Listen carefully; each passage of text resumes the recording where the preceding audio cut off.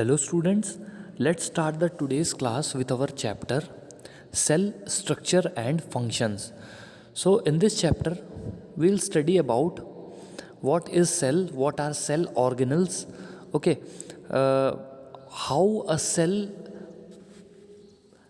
combines with other cells to perform some basic functions and form a tissue. Okay, so these all are the topics which we will study in this chapter. Okay, so today in today's lecture we will study about the parts of the cell. Okay, last lecture में, इसके पहले वाले कुछ lectures में मैंने आपको diagram बना करके भी बताया था कि प्लांट सेल क्या होता है, एनिमल सेल क्या होता है, इन दोनों के बीच में बेसिक डिफरेंस क्या होते हैं. ओके, जैसे मैंने प्लांट सेल का बताया था कि प्लांट सेल में दो लेयर होती हैं बाहर, एक बाहर वाली सेल वॉल और उसके अंदर वाली सेल मेम्ब्रेन. एनिमल सेल में सिर्फ एक ही लेयर होती है जो होती है सेल मेम्ब्रेन. ओके, तो हमने लास्ट लेक्चर में सेल मेम्ब्रेन के बारे में जाना था, इसको प्लाज्मा मेम्ब्रेन या प्लाज्मा लेमा भी बोलते हैं. ओके, फिर हमने न्यूक्लियस पढ़ा कि न्यूक्लियस क्या होता है. ओके, फिर हमने सेल वॉल जानी कि सेल वॉल क्या होता है. ओके, फिर हमने ये देखा कि सेल के अंदर, सेल वॉल के या सेल मेम्ब्रेन के अंदर जो लिक्विड मटेरियल भरा होता है उसको बोलते हैं साइटोप्लाज्म. उसको क्या बोलते हैं? साइटोप्लाज्म. ओके, तो fluid substance present inside the cell is called cytoplasm. Okay, तो साइटोप्लाज्म भी हमने जाना.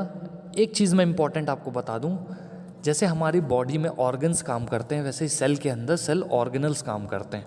ओके, तो जो सेल ऑर्गेनल्स होते हैं वो किस में तैरते रहते हैं? वो साइटोप्लाज्म में ही तैरते रहते हैं. जो लिक्विड होता है साइटोप्लाज्म, जो फ्लूइड होता है साइटोप्लाज्म, उसी में सेल ऑर्गेनल्स तैरते रहते हैं. ओके, तो आई होप आप लोगों को सेल ऑर्गेनल्स क्लियर हो रहे होंगे, सेल ऑर्गेनल्स क्या होते हैं. तो कुछ इंपॉर्टेंट सेल ऑर्गेनल्स हैं जिनके बारे में हमको पढ़ना है, जैसे न्यूक्लियस, माइटोकॉन्ड्रिया, वैक्यूल्स, प्लास्टिड्स, इन सब सेल ऑर्गेनल्स के बारे में हमको पढ़ना है. ओके, तो चलिए आगे बढ़ते हैं और आज की क्लास को आगे बढ़ाते हैं. तो लास्ट लेक्चर में मैंने आपको न्यूक्लियस बोला था कि न्यूक्लियस क्या होता है. न्यूक्लियस मैंने आपको बताया था कि it is the controller of all the activities inside the cell. ये एक ब्रेन की तरह काम करता है. ये हमारे सेल के अंदर जितनी भी एक्टिविटीज़ होती हैं उनको कंट्रोल करने का काम करता है. कौन? न्यूक्लियस. ओके, जैसे हमारा ब्रेन हमारे शरीर को कंट्रोल करने का काम करता है कि कब चलना है, कब बोलना है, कब दौड़ना है, कब रुकना है. तो ये सारी चीज़ें जैसे ब्रेन कंट्रोल करता है, तो वैसे ही सेल की सारी एक्टिविटीज़ को कौन कंट्रोल करता है? न्यूक्लियस. ओके, तो न्यूक्लियस जो है वो एक डबल मेम्ब्रेन वाला स्ट्रक्चर होता है, मतलब उसके बाहर दो मेम्ब्रेन प्रेजेंट होती हैं, एक आउटर मेम्ब्रेन, एक इनर मेम्ब्रेन. दोनों मेम्ब्रेन के बीच में कुछ छेद होते हैं जिससे ज़रूरी मटेरियल न्यूक्लियस के अंदर आ सकता है और जो वेस्ट मटेरियल है वो न्यूक्लियस से बाहर जा सकता है. ओके, न्यूक्लियस के अंदर के मटेरियल को, न्यूक्लियस के अंदर के फ्लूइड को बोलते हैं न्यूक्लियोप्लाज्म. ओके, और न्यूक्लियोप्लाज्म और साइटोप्लाज्म साथ में मिलकर के बना लेते हैं प्रोटोप्लाज्म. ओके, तो आई होप आप लोगों को थोड़ा बहुत क्लियर हो रहा होगा. अब देखिए, न्यूक्लियस के अंदर एक और स्ट्रक्चर होता है जिसको बोलते हैं न्यूक्लियोलस. क्या बोलते हैं? न्यूक्लियोलस. इस न्यूक्लियोलस के अंदर बनते हैं राइबोसोम. क्या बनते हैं? राइबोसोम. और ये राइबोसोम के अंदर भरा होता है प्रोटीन. राइबोसोम्स सबसे छोटे सेल ऑर्गेनल होते हैं हमारे सेल के. ओके, और राइबोसोम के अंदर भरा होता है प्रोटीन. ओके, तो राइबोसोम को बोलते हैं protein factory of the cell. ठीक है, तो आई होप आप लोगों को ये क्लियर हो रही होंगी चीज़ें. तो एक और चीज़ मैं आपको बता देता हूँ. न्यूक्लियस के अंदर कुछ स्ट्रक्चर होते हैं जिनको बोलते हैं क्रोमोसोम. कुछ लंबे लंबे धागे जैसे स्ट्रक्चर होते हैं जिनको बोलते हैं क्रोमोसोम. ओके, ये जो धागे हैं ये हमेशा जब सेल डिवाइड होने वाला रहेगा, जब सेल एक सेल से दो सेल बनाने वाला रहेगा, तब ये क्रोमोसोम क्लियर दिखते हैं माइक्रोस्कोप में. ओके, तो ये जो क्रोमोसोम होते हैं इनके अंदर भरा होता है डीएनए, और डीएनए के एक सेगमेंट को बोलते हैं जीन. ओके, क्रोमोसोम के अंदर होता है डीएनए और डीएनए के एक छोटे से पार्ट को बोलते हैं जीन. और ये जो जीन है ये रिस्पॉन्सिबल होता है अलग अलग कैरेक्टर के लिए. कैसे? कोई जीन हाइट के लिए रिस्पॉन्सिबल होता है, कोई जीन आई कलर के लिए रिस्पॉन्सिबल होता है, कोई जीन हेयर के शेप और साइज़ के लिए रिस्पॉन्सिबल होता है, कोई जीन स्किन कलर के लिए रिस्पॉन्सिबल होता है. तो अलग अलग जीन जो हैं वो अलग अलग चीज़ों के लिए रिस्पॉन्सिबल होते हैं. ओके, तो सेल के अंदर होता है न्यूक्लियस, न्यूक्लियस के अंदर होता है क्रोमोसोम, क्रोमोसोम के अंदर होता है डीएनए, डीएनए का एक पार्ट होता है जीन. ओके, और ये जीन एक पर्टिकुलर टाइप ऑफ कैरेक्टर के लिए रिस्पॉन्सिबल होता है. ओके, तो यहाँ तक आई थिंक आप लोगों को चीज़ें क्लियर होंगी। अब मैं एक चीज़ बता देता हूँ आपको, न्यूक्लियस के बेसिस पे सेल दो तरह के होते हैं। पहले हमने नंबर के बेसिस पे जाना था, नंबर के बेसिस पे भी सेल दो तरह के होते थे, यूनिसेलुलर और multi cell. Okay, unicellular organism और मल्टी सेलुलर ऑर्गेनिज्म, मतलब एक सेल से बना ऑर्गेनिज्म यूनिसेलुलर ऑर्गेनिज्म होता है और एक से ज़्यादा सेल से बना ऑर्गेनिज्म होता है मल्टी सेलुलर ऑर्गेनिज्म। ओके, तो जो यूनिसेलुलर ऑर्गेनिज्म है वो उसमें सिर्फ एक ही सेल होता है, और मल्टी सेलुलर ऑर्गेनिज्म में एक सेल से ज़्यादा सेल होते हैं, कितने भी सेल हो सकते हैं। ओके, हम में तो खरबों सेल है हमारी बॉडी में, प्लांट्स की बॉडी में भी अरबों खरबों सेल होते हैं। ओके, तो न्यूक्लियस के बेसिस पे भी दो तरह के सेल होते हैं, कौन कौन से, यूकारियोटिक सेल और प्रोकारियोटिक सेल। तो यूकारियोटिक सेल क्या होता है? यूकारियोटिक सेल ऐसा सेल होता है जिसको जब आप माइक्रोस्कोप में देखेंगे, जब आप माइक्रोस्कोप से यूकारियोटिक सेल देखेंगे तो आपको न्यूक्लियस समझ में आएगा क्लियरली कि ये न्यूक्लियस है, उसकी न्यूक्लियर मेम्ब्रेन आपको क्लियरली दिखेगी, न्यूक्लियस के सेल ऑर्गेनल आपको क्लियरली दिखेंगे। ओके, तो न्यूक्लियस एक ऐसा ऑर्गेनल है जो माइक्रोस्कोप में देखने पर अगर क्लियरली दिखे तो वो सेल कहलाता है यूकारियोटिक सेल। जिस सेल में न्यूक्लियस साफ समझ में आ जाए, उसकी बाउंड्री क्लियर समझ में आ जाए, उस सेल के अंदर न्यूक्लियस के अलावा सेल ऑर्गेनल्स की भी बाउंड्री समझ में आ जाए, तो वो सेल क्या कहलाता है? Eukaryotic cell. ओके, और ऐसा सेल जिसमें न्यूक्लियस की बाउंड्री क्लियर ही ना हो, जिसमें ये पता ही ना हो न्यूक्लियस कहाँ से कहाँ तक है, न्यूक्लियस की बाउंड्री कहाँ से कहाँ तक है, सेल ऑर्गेनल्स कहाँ से कहाँ तक है, तो ऐसा सेल कहलाता है प्रोकारियोटिक सेल। तो बैक्टीरिया वगैरह का जो सेल होता है उसमें न्यूक्लियस आप माइक्रोस्कोप में देखेंगे तो आपको समझ में ही नहीं आएगा कि न्यूक्लियस कहाँ पर प्रेजेंट है। ओके, तो ऐसा सेल कहलाता है प्रोकारियोटिक सेल। ओके, तो आई होप आप लोगों को यूकारियोटिक सेल और प्रोकारियोटिक सेल थोड़ा बहुत समझ में आया होगा कि क्या होता है यूकारियोटिक सेल और प्रोकारियोटिक सेल। अब मैं रीड करके आपको समझाऊंगा कि क्या होता है। The nucleus of the bacterial cell is not well organized like the cell of multicellular organism. तो जो बैक्टीरिया का जो सेल होता है उसका न्यूक्लियस क्लियर दिखता ही नहीं है जब हम उसको माइक्रोस्कोप से देखते हैं। ओके, जैसे हम लोगों का जो न्यूक्लियस है, जितने भी यूकारियोट्स हैं, मतलब जो जितने भी मल्टी सेलुलर ऑर्गेनिज्म हैं, उनका न्यूक्लियस क्लियर समझ में आता है कि ये न्यूक्लियस है, ये सारे सेल ऑर्गेनल हैं। ओके, ये माइटोकॉन्ड्रिया है, ये एंडोप्लाज्मिक रेटिकुलम है, ओके, ये वैक्यूल है, ये सब चीज़ें क्लियरली समझ में आती हैं। ओके, तो जिस सेल में माइक्रोस्कोप में क्लियरली न्यूक्लियस समझ में नहीं आता है, ऐसे सेल को बोलते हैं प्रोकारियोटिक सेल। मतलब बैक्टीरिया का सेल जो होता है वो प्रोकारियोटिक सेल होता है। या मैं ऐसा बोलूँ, ऐसा सेल जिसमें न्यूक्लियस के बाहर की जो मेम्ब्रेन है, न्यूक्लियर मेम्ब्रेन, वो क्लियरली डिफाइंड ना हो, वो क्लियर दिखे ही ना, वो समझ में ही ना आए, वो आप पता ही ना लगा पाएँ कि न्यूक्लियस के बाहर की मेम्ब्रेन कहाँ पर है, तो ऐसा सेल होता है क्या? Prokaryotic cell. Okay, the cell having there is no nuclear membrane in prokaryotic cell. The cell having nuclear material without nuclear membrane are termed as prokaryotic cell. तो ऐसे सेल जिसमें न्यूक्लियर मेम्ब्रेन नहीं होती वो cell कहलाते हैं prokaryotic cell. ऐसे cell जिसमें न्यूक्लियर मेम्ब्रेन नहीं होती है ऐसे सेल कहलाते हैं prokaryotic cell. Okay, the organisms which these kind of cells are called prokaryotes. तो ऐसे ऑर्गेनिज्म जिनमें इस तरह के सेल पाए जाते हैं वो कहलाते हैं प्रोकारियोट्स। ओके, प्रो मतलब होता है प्रिमिटिव यानी पुराना या बेसिक या अभी बन रहा हुआ। ओके, कैरियन मतलब होता है न्यूक्लियस, तो प्रोकैरियोट का मतलब होता है प्रिमिटिव न्यूक्लियस वाले ऑर्गेनिज्म क्या कहलाते हैं? प्रोकारियोट्स। ओके, एग्जाम्पल क्या है? बैक्टीरिया और blue green algae. The cells like onion cells and cheek cells having well organized nucleus with a nuclear membrane are designated as eukaryotic cell. जो sales होते हैं जैसे अनियन सेल और चीक sales, तो onion sales मतलब प्याज के सेल्स हो गए। ओके, और चीक मतलब हमारे गालों के अंदर से जो सेल निकलते हैं वो सेल जो होते हैं वो यूकारियोटिक सेल होते हैं। ओके, लेकिन बैक्टीरिया और ब्लू ग्रीन एल्गी वगैरह के सेल जो होते हैं वो प्रोकारियोटिक सेल होते हैं। ओके, क्योंकि बैक्टीरिया और ब्लू ग्रीन एल्गी के जो सेल के अंदर न्यूक्लियस होता है वो क्लियर हमको समझ में ही नहीं आता, हमको क्लियर न्यूक्लियस दिखता ही नहीं है। Okay, while observing the onion sales under the microscope, जब हमने प्याज के सेल्स को माइक्रोस्कोप में देखा था तो आपको बीच में जो स्ट्रक्चर दिखा था वो था न्यूक्लियस। ओके, और एक जो ब्लैंक लुकिंग स्ट्रक्चर था, मतलब एक खाली स्ट्रक्चर बड़ा सा था, वो था वैक्यूल। वैक्यूल को बोलते हैं स्टमक ऑफ प्लांट सेल।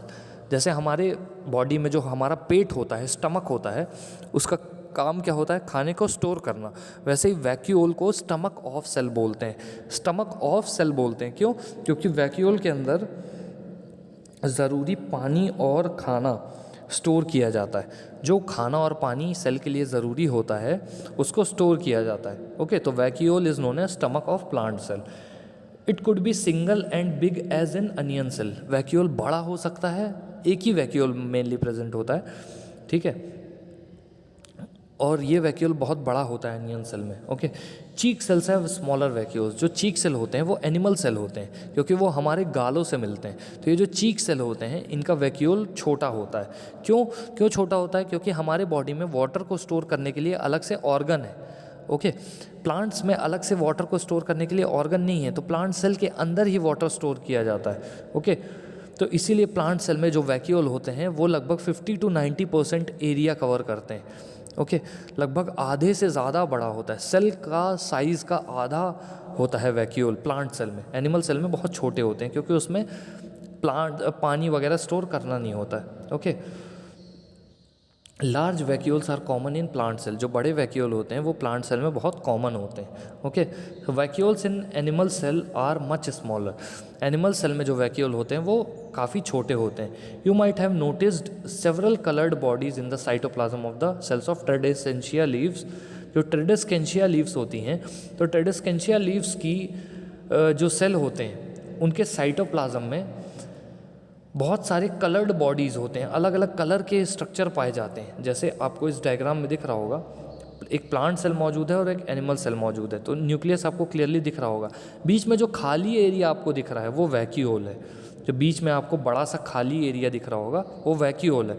वहीं एनिमल सेल में आप देखिए वैक्यूल कितना छोटा सा है। ओके, एक तरफ प्लांट सेल बना हुआ है और एक तरफ एनिमल सेल बना हुआ है। लेफ्ट साइड प्लांट सेल बना हुआ है, ए में प्लांट सेल बना हुआ है और बी में एनिमल सेल बना हुआ है। एक तो प्लांट सेल में आप पहले देखेंगे कि प्लांट सेल में 2 लेयर प्रेजेंट है, एक बाहर वाली सेल वॉल और अंदर वाली सेल मेम्ब्रेन। ओके, फिर आप देखेंगे सेंटर पे बहुत बड़ा वैक्यूल प्रेजेंट है जो प्लांट सेल का बहुत बड़ा एरिया कवर कर रहा है। इस वैक्यूल में पानी भरा होता है और कुछ खाने के स्टोरेज प्रोडक्ट्स भरे होते हैं। ओके, और वहीं पर आप न्यूक्लियस देखेंगे तो न्यूक्लियस के अंदर आपको क्रोमोसोम दिख रहे होंगे। ओके, यही क्रोमोसोम रेड कलर के दिख रहे होंगे। तो क्रोमोसोम के अंदर होता है डीएनए। डीएनए के एक पार्ट को बोलते हैं जीन। ओके, डीएनए के एक पार्ट को बोलते हैं जीन। ओके, जैसे आपका हाथ आपका एक बॉडी का पार्ट है, उसी तरह डीएनए का भी एक पार्ट होता है, उसको हम बोलते हैं जीन। ओके, तो आपको क्लियरली दिख रहा होगा यहाँ पर। You might have noticed several coloured bodies in the cytoplasm of the cells of tradescantia leaves. जो ट्रेडेस्केंशिया लीव्स होती हैं उसके अंदर आप बहुत सारी कलर्ड बॉडीज़ देख सकते हैं। ये कलर्ड बॉडीज़ हम बोलते हैं प्लास्टिड। ये जो प्लास्टिड होते हैं ये प्लांट को कलर देने का काम करते हैं। तभी आप देखेंगे कि कितने कलरफुल फ्लावर्स, कितने कलरफुल प्लांट्स होते हैं इस दुनिया में। वो कलर कहाँ से मिलता है? वो प्लास्टिड्स से मिलता है। तो प्लास्टिड्स ऐसा सेल ऑर्गेनल है जो कि प्लांट की बॉडी को कलर प्रोवाइड करता है। ओके, प्लांट की बॉडी को कलर प्रोवाइड करने का काम कौन करता है? प्लास्टिड्स करते हैं। ओके, तो जो प्लास्टिड्स होते हैं वो 2 तरह के होते हैं। एक क्रोमोप्लास्ट जो कलर देते हैं और एक ल्यूकोप्लास्ट जो वाइट कलर देते हैं या ट्रांसपेरेंट कलर देते हैं।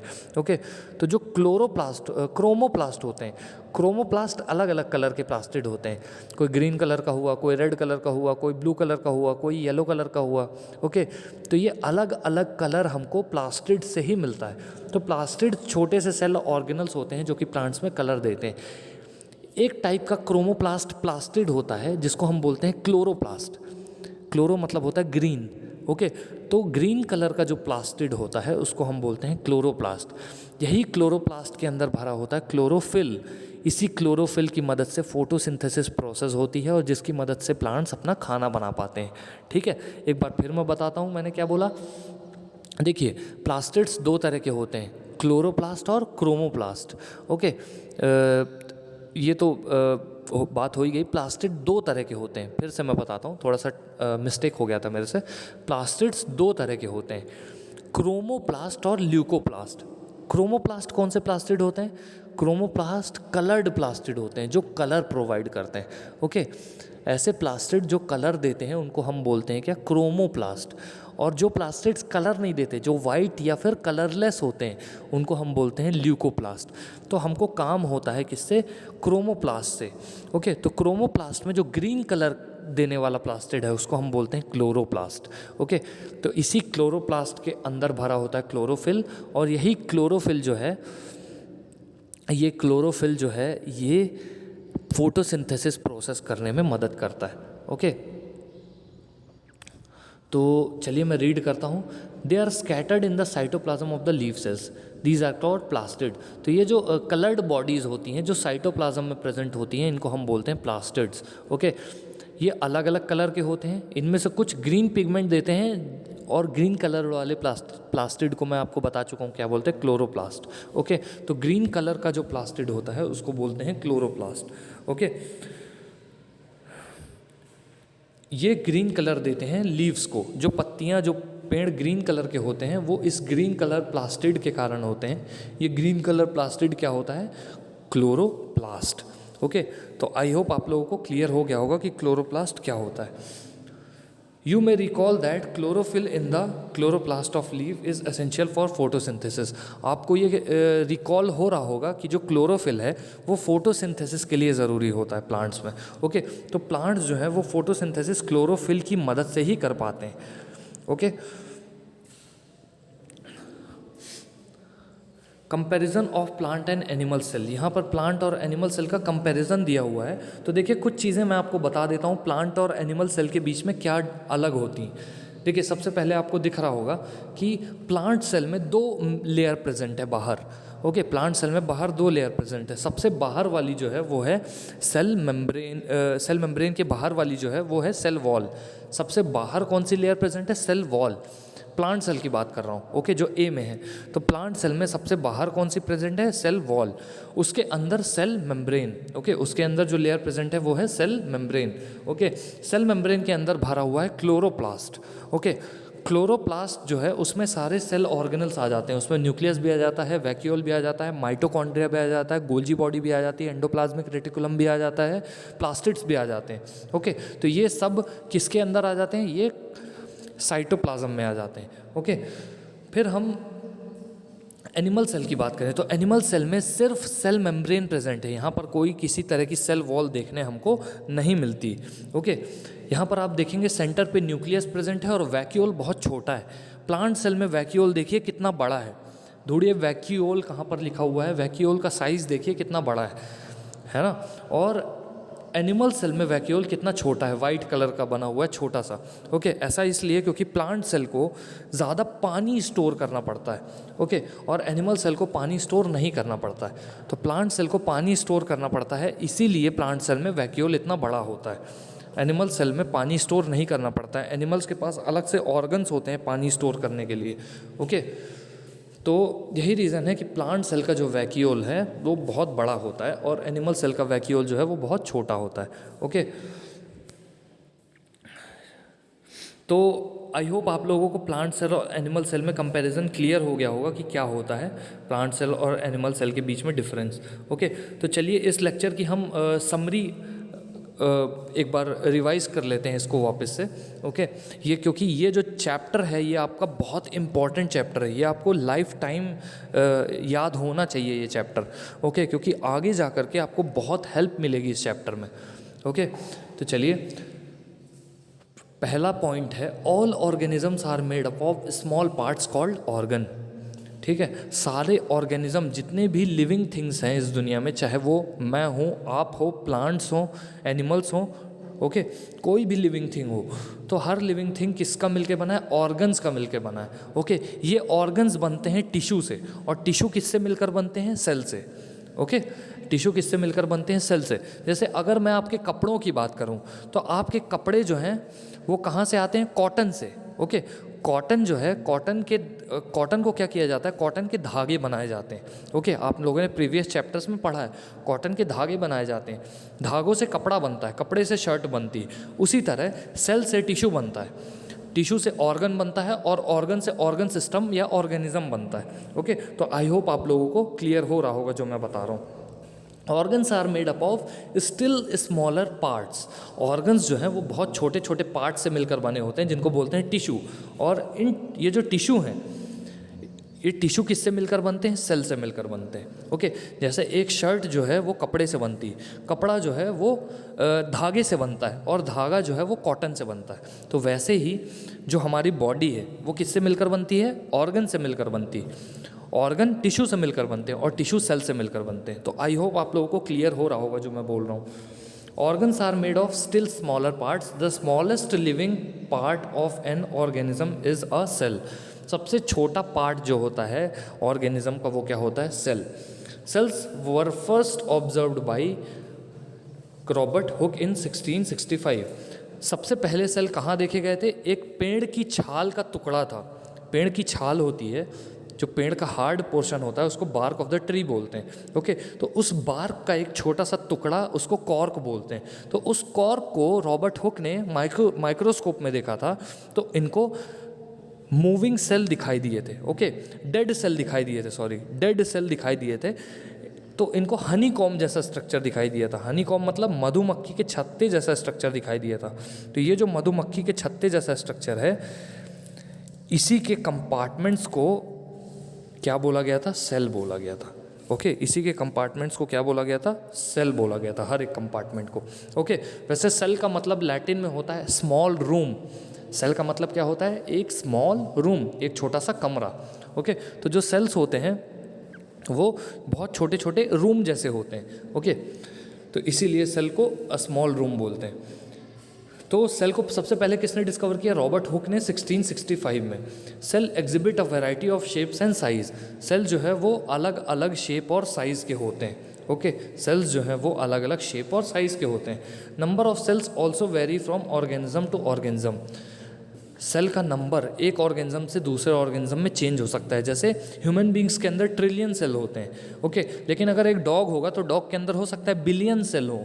ओके, ह्यूमन बींग्स के अंदर अरबों सेल हैं, तो डॉग के अंदर हो सकता है करोड़ों सेल हों। ओके, एक फंगस के अंदर हो सकता है हज़ारों सेल हों। तो सेल का नंबर अलग अलग हो सकता है। ओके, सेल के शेप और साइज़ भी अलग अलग होते हैं। सेल के शेप और साइज़ कैसे अलग अलग होते हैं? सेल जो भी काम करता है उसके हिसाब से उसका शेप और साइज़ डिसाइड होता है। ओके, अगर जैसे हम अपनी बॉडी की बात करें तो अगर आरबीसी की बात करें, जो हमारे खून में होते हैं, रेड ब्लड सेल, जिसकी वजह से हमारा खून जो है वो रेड कलर का दिखाई देता है। तो जो रेड ब्लड सेल होते हैं वो रेड ब्लड सेल का काम होता है लंग्स से ऑक्सीजन लेकर हर एक सेल तक ऑक्सीजन को पहुंचाना। ठीक है, करोड़ों अरबों आरबीसी लगे होते हैं यही काम करने में, बार बार लंग्स तक जाते हैं ब्लड से।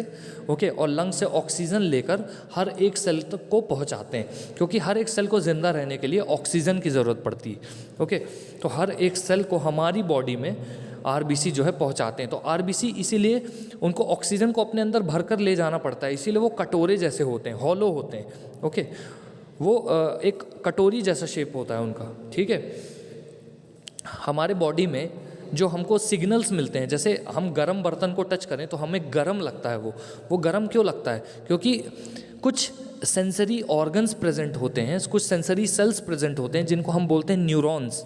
कुछ सेल होते हैं हमारी बॉडी में जिनको बोलते हैं न्यूरॉन्स।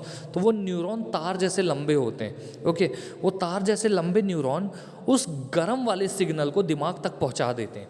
एक न्यूरॉन दूसरे न्यूरॉन से कनेक्टेड होता है, ऐसे लाखों न्यूरॉन आपस में कनेक्टेड होते हैं। तो जैसे ही हम किसी गर्म चीज़ को टच करते हैं तो वो गर्मी का जो सेंसेशन है वो दिमाग तक तुरंत पहुंच जाता है। ओके, वो दिमाग तक कैसे पहुंच जाता है? वो एक न्यूरॉन दूसरे न्यूरॉन को बोलता है, दूसरा न्यूरॉन तीसरे न्यूरॉन को वो इलेक्ट्रिकल सिग्नल ट्रांसफ़र करता है।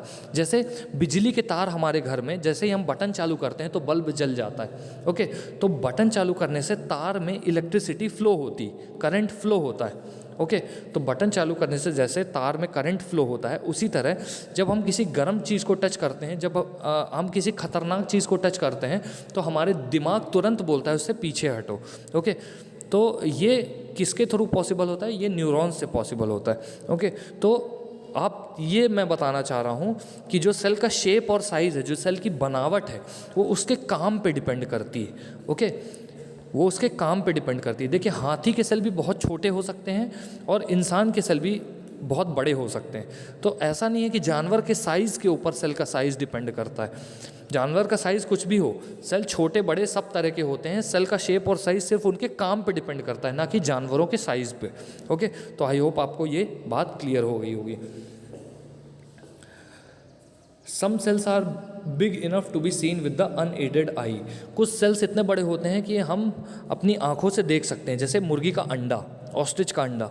ऑस्ट्रिच का अंडा तो सबसे बड़ा सेल होता है पूरी दुनिया में। Okay, some organisms are single celled while other contain large number of cells. कुछ ऑर्गेनिज्म जो है वो एक ही सेल से मिलकर बनते हैं और दूसरे जो होते हैं एक से ज़्यादा सेल से मिलकर बनते हैं। तो जो ऑर्गेनिज्म जो जिंदा जीव एक सेल से मिलकर बना है, जैसे बैक्टीरिया हो गया, ब्लू ग्रीन एल्गी हो गए, तो ये सारे कहलाते हैं यूनिसेलुलर ऑर्गेनिज्म। यूनि का मतलब होता है सिंगल या वन, सेलुलर मतलब सेल से बना, तो सिंगल सेल से बना ऑर्गेनिज्म क्या कहलाता है? Unicellular organism. ओके, जब बहुत सारे सेल्स एक साथ मिल जाते हैं तो वो बना लेते हैं मल्टी सेलुलर ऑर्गेनिज्म। ओके, तो मल्टी सेलुलर ऑर्गेनिज्म कौन सा ऑर्गेनिज्म होता है? जो हज़ारों लाखों करोड़ों सेल से मिलकर बनता है, वो कहलाता है multi cellular organism. Okay, the cell has 3 main parts, the cell membrane, cytoplasm और न्यूक्लियस। तो सेल के 3 मेन पार्ट्स होते हैं। सेल मेम्ब्रेन जो बाहर सेल को प्रोटेक्शन देती है, प्लांट सेल में बाहर सेल वॉल भी होती है सेल मेम्ब्रेन के बाहर। ओके, लेकिन एनिमल सेल में सिर्फ सेल मेम्ब्रेन होती है। दूसरा साइटोप्लाज्म, मतलब वो मटेरियल जो फ्लूइड जैसा होता है, जो सेल मेम्ब्रेन के अंदर भरा होता है। ओके, और उस साइटोप्लाज्म में आपको बहुत सारे सेल ऑर्गेनल्स देखने मिलते हैं। ओके, फिर तीसरा है न्यूक्लियस। न्यूक्लियस सेल के सेंटर पे होता है। Okay, nucleus is separated from cytoplasm bye nuclear membrane. Nucleus cytoplasm से अलग दिखता है क्योंकि न्यूक्लियस के बाहर भी एक बाउंड्री होती है जिसको बोलते हैं न्यूक्लियर मेम्ब्रेन। मतलब न्यूक्लियस का मटेरियल और साइटोप्लाज्म का मटेरियल आपस में मिक्स नहीं हो सकता। Okay, cells without well organise nucleus that is lacking nuclear membrane are called prokaryotic cell. तो प्रोकार्योटिक सेल क्या होते हैं? ऐसे सेल जिसमें न्यूक्लियस के बाहर की जो मेम्ब्रेन है, न्यूक्लियस की बाउंड्री है, वो ना हो। जिन सेल्स में न्यूक्लियस के बाहर की बाउंड्री नहीं होती उनको बोलते हैं प्रोकार्योटिक सेल। और जिन सेल में न्यूक्लियस के बाहर की बाउंड्री प्रेजेंट होती है, प्रॉपर आप माइक्रोस्कोप में जब सेल को देखेंगे तो न्यूक्लियस आपको समझ में आएगा कि यहाँ से यहाँ तक न्यूक्लियस है, तो ऐसे सेल कहलाते हैं यूकार्योटिक सेल। जिन सेल में न्यूक्लियस क्लियर दिखता नहीं है वो कहलाते हैं प्रोकार्योटिक सेल। पर जिन सेल्स में न्यूक्लियस क्लियर दिखता है उनको बोलते हैं यूकार्योटिक सेल। ओके,